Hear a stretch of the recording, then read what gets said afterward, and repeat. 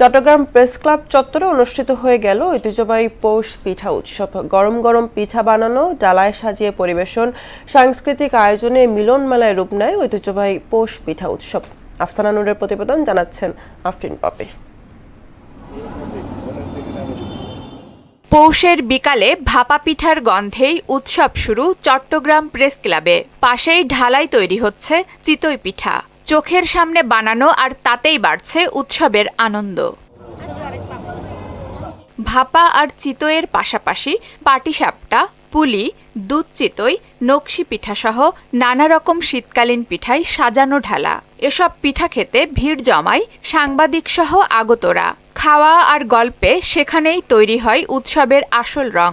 আমি আজকে অনেক ধরনের পিঠা চিনেছি এবং খেয়েছি, যেমন বিনি চালের পায়েস, তারপর হচ্ছে অনেক ধরনের ভাপা পিঠা। আমার সাথে আমার আম্মু আছে, আমার বোন দুইটা আছে, আমার আব্বু আছে। ভালো লাগতেছে। শুধু খাবার নয়, গ্রামীণ সাজসজ্জা আর আলপনায় প্রাঙ্গণ জুড়ে ছড়িয়ে পড়ে বাঙালির ঐতিহ্য।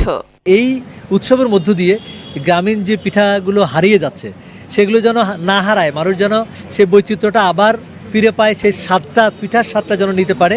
এই ঐতিহ্যবাহী উৎসবের আনুষ্ঠানিক উদ্বোধন করেন দৈনিক আজাদী পত্রিকার সম্পাদক এম.এ. মালেক। ধানটা যখন উঠে তখনই কিন্তু বাঙালিরা এই সমস্ত পর্বণের মধ্যে বেশি লেগে যায়, এই উৎসব করে সকলে মিলেমিশে সেই উৎসবে ভাগাভাগি করে সকলের সমান। পিঠার স্বাদের পর নাচে গানে প্রাণ পায় সন্ধ্যা। সাংস্কৃতিক অনুষ্ঠান উপভোগ করেন সবাই। আপনারা এসছেন, আমাদের শ্রদ্ধেয় মালিক ভাই এসছেন, যিনি আমাদের গর্ব, তার কারণে আজকে এটা আমি মনে করি আরো উদ্ভাসিত হবে আজকের পিঠা উৎসব এবং গানের উৎসব। ভাপা পিঠার ভাপ, চিতইয়ের ঢালা আর নানা পিঠার স্বাদে চট্টগ্রাম প্রেস ক্লাবে তৈরি হয়েছিল এক টুকরো বাঙালির উৎসব ঘর। আফরিন পপি, মোহনা সংবাদ।